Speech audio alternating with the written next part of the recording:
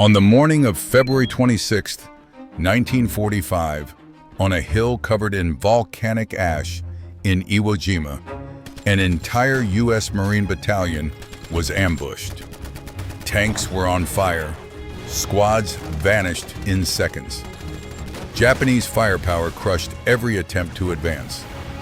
And then, in the midst of that hell, a 19-year-old private rose up carrying a two-person bazooka and single-handedly changed the course of the battle. At 9:00 a.m. on February 26, 1945, the western slope of Hill 382 was already a killing ground. The island of Iwo Jima was barely 8 square miles in size, but this hill dominated everything around it. Black volcanic ash covered the ground, swallowing boots with every step. There were no trees, no trenches, no real protection. Only shattered rock, shallow depressions, and wide stretches of open terrain fully exposed to enemy fire. 5 days earlier, nearly 30,000 United States Marines had landed on Iwo Jima. Intelligence reports had promised light resistance. What they found instead was one of the most heavily fortified positions in the Pacific War. The Japanese commander, Tadamichi Kurebayashi, had spent 8 months preparing the island for this moment. He did not plan to stop the Marines at the beach. He planned to destroy them inland. Beneath the surface ran more than 18 kilometers of tunnels, connecting concrete bunkers, artillery positions, and hidden fighting pits. Naval bombardment shattered the surface, but the defenses underneath remained intact. Hill 382 was the backbone of that system. Although it rose only 125 feet above the beaches, it commanded every approach north of Mount Suribachi. From its slopes, Japanese gunners had clear lines of sight across the battlefield. Every movement could be observed. Every advance could be punished.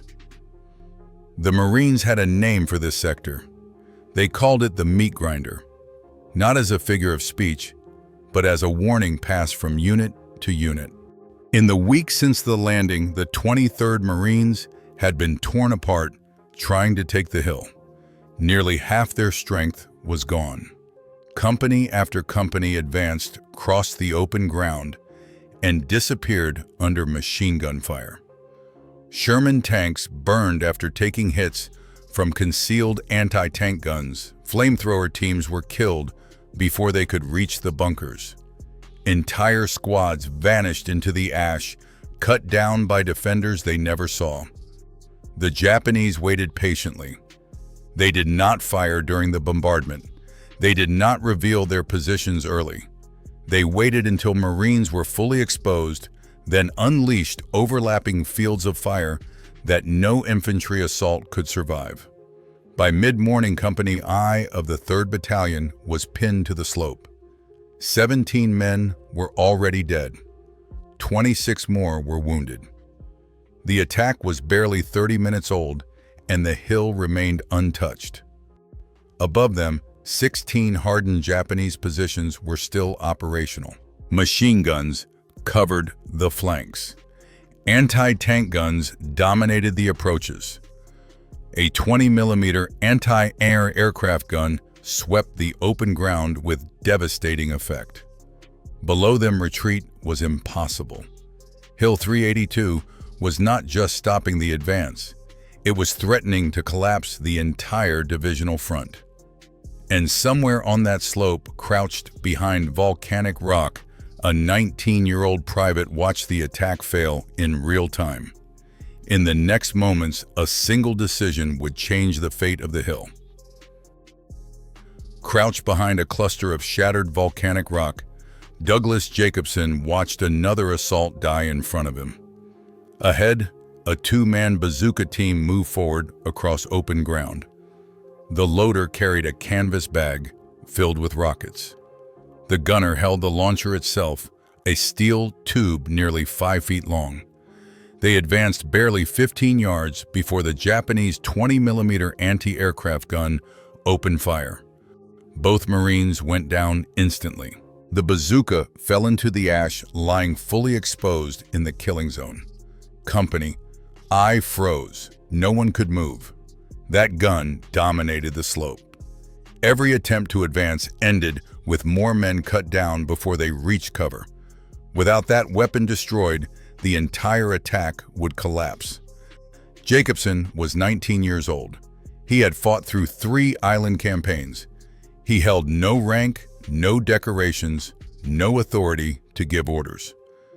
Back home in New York, he had been a draftsman and a lifeguard. On this hill, none of that mattered. He looked at the bazooka.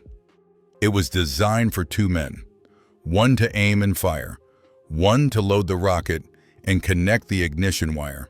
Firing it alone was considered reckless. Reloading it alone under fire was nearly impossible. The backblast alone could burn or kill anyone standing too close, but the 2 men trained to use it were dead. Another burst from the anti-aircraft gun ripped across the slope. 3 more Marines fell. Company, I was bleeding out minute by minute. Jacobson stood up. He moved toward the bazooka, stepping into open ground that offered no protection at all.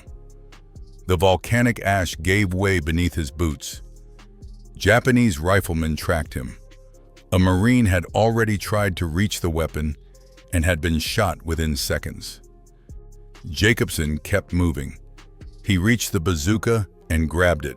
4 rockets remained in the dead loader's canvas bag. He slung it over his shoulder and lifted the launcher. 13 pounds of steel. 4 rockets weighing 11 pounds each. Nearly 70 pounds total. The anti-aircraft gun turned toward him.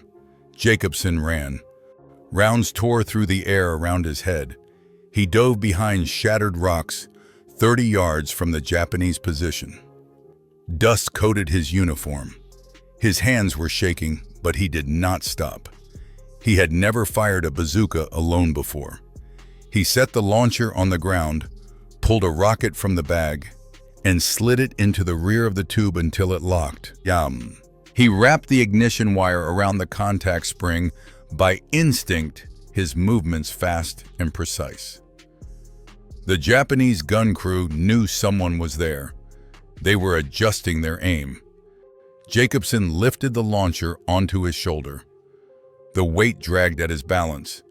The rear of the tube was open, ready to unleash a blast of superheated gas behind him.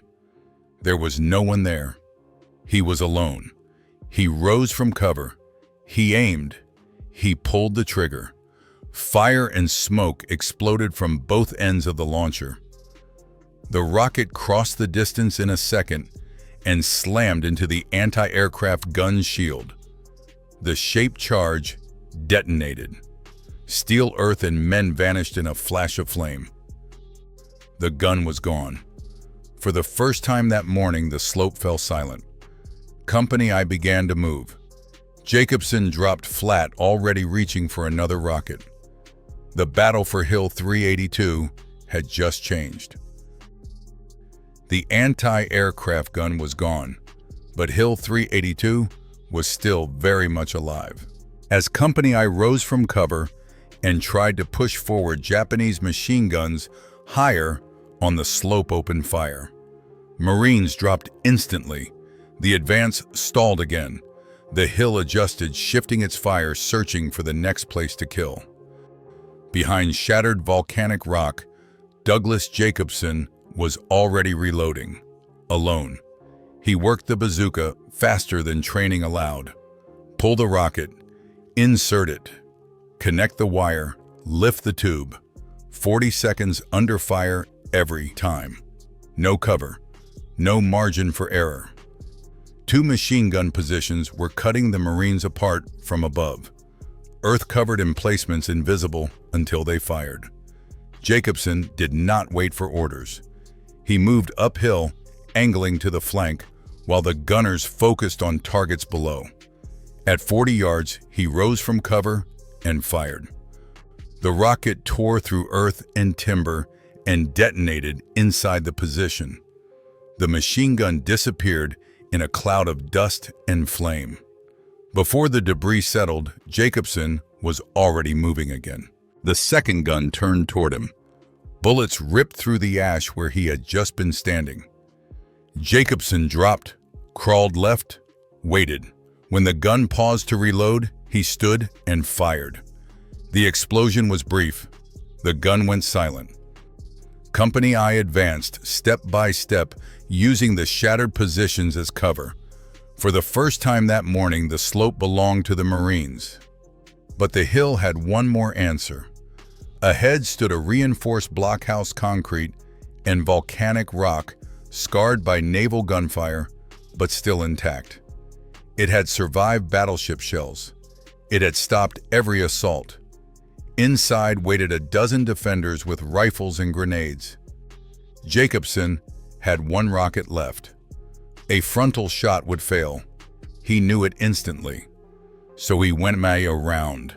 He crawled laterally across the slope, ash grinding into his uniform, circling into the blind side of the structure. The Japanese inside watched the main approach, confident no one could reach their rear. Jacobson found the entrance. 15 feet away, he shouldered the launcher and fired. The blast blew the wooden frame apart and collapsed part of the rear wall. Smoke poured out. He dropped the bazooka, pulled a grenade, and threw it inside. The explosion echoed deep within the blockhouse. Then silence. 4 enemy positions were gone. Jacobson stood up, breathing hard, his bazooka empty. The hill was cracking now, but it was not broken yet. He turned back toward the supply point. If this was going to end, he would need more rockets, and he would have to cross open ground to get them. The blockhouse was silent, but the hill was not. Jacobson turned downhill, his bazooka empty, his body already exhausted. He had destroyed 4 positions, but above him, the Japanese defensive line was still intact. Machine guns and rifle pits, higher on the slope, continued to fire, pinning Marines in place. If the attack was going to continue, he needed more rockets. The supply point sat 200 yards downslope behind a low wall of sandbags. Ammunition crates, medical supplies, spare bazooka rounds. It was also fully exposed to Japanese observation. Mortar fire had been falling there all morning. Several Marines had already been killed trying to move ammunition forward. Jacobson went anyway. He moved low, using every depression in the volcanic ash, every shattered rock for cover. A sniper round cracked past his head. Another struck the ground only feet away. He did not stop. He reached the supply point and tore open a crate marked M6A3. Inside were fresh bazooka rockets, each sealed in cardboard tubes. He grabbed 4, shoved them into the canvas bag taken from the dead loader, and turned back uphill. A mortar round hit nearby. Shrapnel screamed overhead. Dust and ash filled the air. Jacobson ran through it, carrying nearly 70 pounds of steel and explosives back toward the fight. When he reached the slope again, Company I was still pinned down. Above them, a new position had opened fire. A smaller pillbox partially buried in volcanic rock, its machine gun covering the eastern approach. Marines dropped flat as rounds tore through the ash. The advance stopped cold. Jacobson loaded a rocket. The pillbox was 90 yards uphill. The crew inside had seen what he had done to the blockhouse. They opened fire early, spraying the ground ahead of him. The bursts were rushed nervous. Jacobson zigzagged forward, moving during the pauses between bursts. 15 yards, then 20. When the gun stopped to reload, he dropped behind cover and shouldered the bazooka. At 65 yards, he fired. The rocket entered the firing slit and detonated inside the pillbox. Fire and smoke erupted from every opening. The machine gun went silent. Company I moved again. Jacobson reloaded and pushed higher, deeper into the defenses. Ahead lay rifle pits and earth-covered positions that artillery had failed to destroy. He flanked one, fired downward into the overhead cover, and collapsed it with a single shot. 6 enemy positions were gone now. But as Jacobson looked up the slope, he saw the real problem. Near the summit, 6 interconnected positions formed a defensive arc. Rifle pits, machine guns, and mortar emplacements all supporting one another. This was the final killing ground. Previous assaults had died here. Jacobson checked his bag. 3 rockets left. It would not be enough. He turned downhill again. Once more, he ran straight back into the fire. By the time Douglas Jacobson reached the slope again, the battle had entered its most dangerous phase.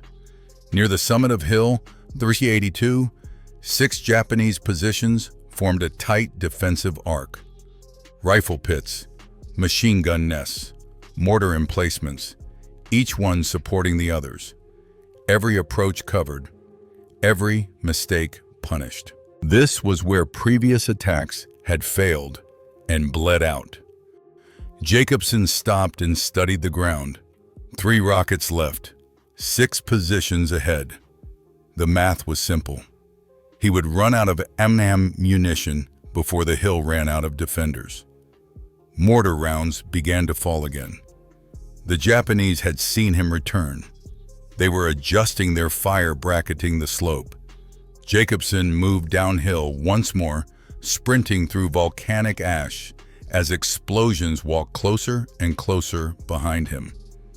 He reached the supply point for the second time, grabbed 4 more rockets, and turned back uphill without stopping. When he returned, the Marines below were pinned down, waiting. Everything depended on what happened next. Jacobson approached the cluster from the flank, moving wide through broken ground the defenders were not watching. The Japanese guns were still focused downslope, hunting Marine squads advancing in small groups. He chose the first target carefully. The observation post sat slightly above the others, controlling mortar fire and directing the defense. Without it, the remaining positions would be blind. Jacobson loaded a rocket, rose from cover, and fired. The explosion collapsed one side of the post. He reloaded instantly and fired again. The structure disintegrated. The spotters were gone. He moved before the rest could react. A rifle pit came next. 2 defenders spotted him and opened fire. Jacobson dropped a grenade into the position and kept moving as it detonated behind him. Now the hill erupted. Machine guns swung toward him. Mortar crews rushed to reload.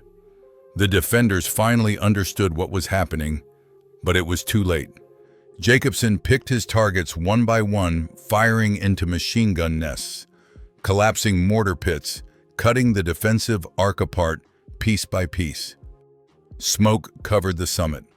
The noise was constant. Explosions, rifle fire, shrapnel screaming through the air. With his last rocket, Jacobson destroyed the final mortar position. 1 rifle pit remained. 3 defenders fired wildly as he advanced. He dropped the empty bazooka, raised his rifle, and ended the fight at close range. The 6-position cluster was gone. The final line had collapsed. Below him, Company Y began to move again, pouring through the gap he had opened.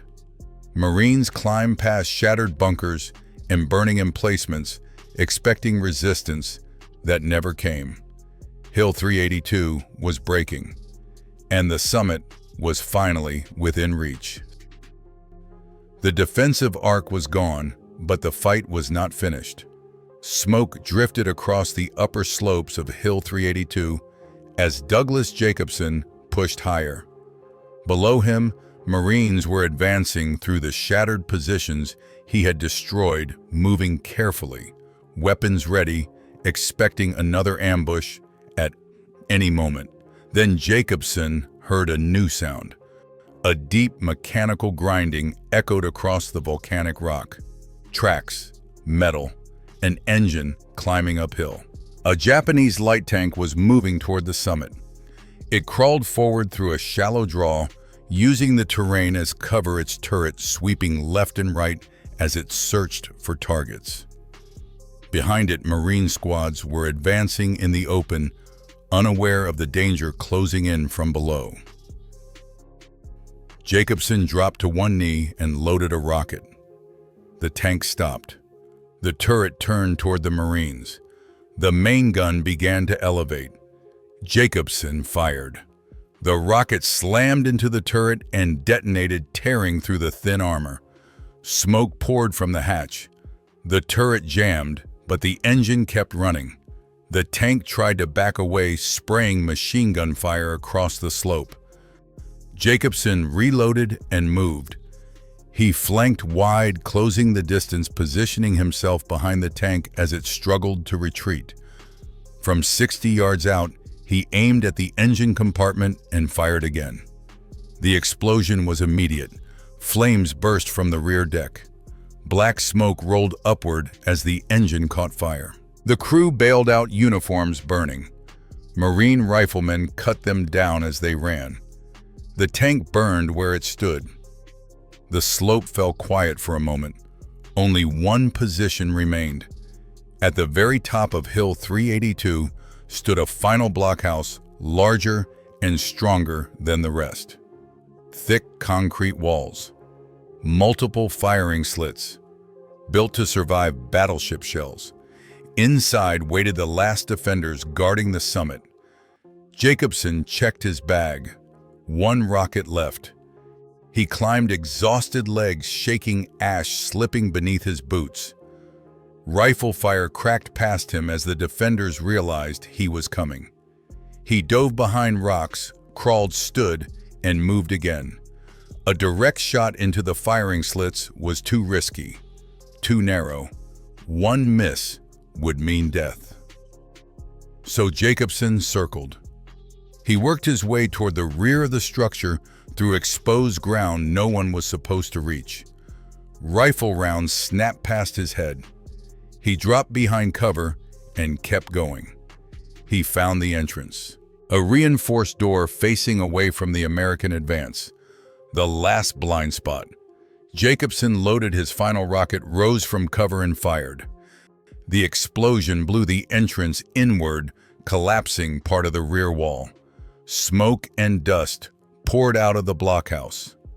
Without hesitation, Jacobson dropped the bazooka, pulled grenades from his belt, and charged forward. He threw the first grenade inside, then the second. The blasts echoed through the concrete chamber. Jacobson followed them in rifle raised, moving through smoke and debris. The fighting was close, chaotic, brutal. Within minutes, the blockhouse was silent. The summit was clear. Behind him, Marines surged forward, flooding onto the high ground. The Japanese defensive line had collapsed completely. Hill 382 was American ground. What had taken entire companies days to fail one Marine had broken in hours. And the battle for the hill was finally over. By noon, Hill 382 was finally in American hands. Marines moved across the summit cautiously, weapons raised, expecting resistance that never came. The Japanese defensive line had collapsed. The positions that once anchored the entire northern sector of Iwo Jima were silent, shattered, abandoned. Below the hill, the battlefield told the cost. Company I had lost 43 men killed or wounded. The 23rd Marines had suffered nearly 50% casualties since the landing. Across the island, the fight continued for weeks. Iwo Jima would not be declared secure until March 16th. more than 6,000 Marines would die. 17,000 would be wounded. Of over 21,000 Japanese defenders, only a few hundred would survive. Hill 382 had been the key, and it had fallen because one Marine refused to stop.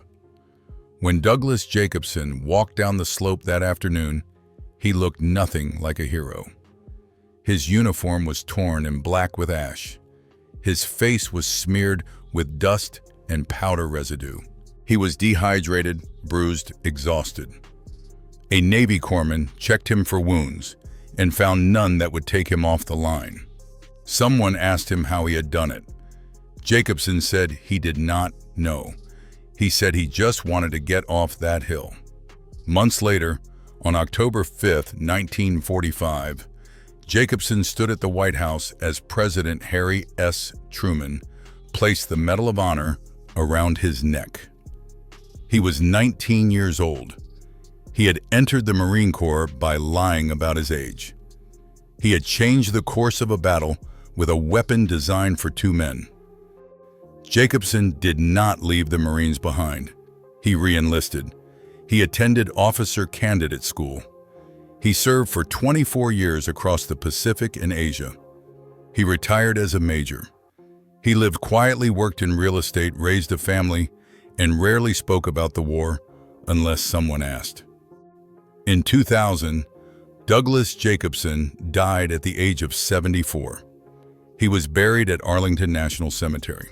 The state of Florida later named a veterans nursing home in his honor, a place built to care for men who had walked the same path he once did.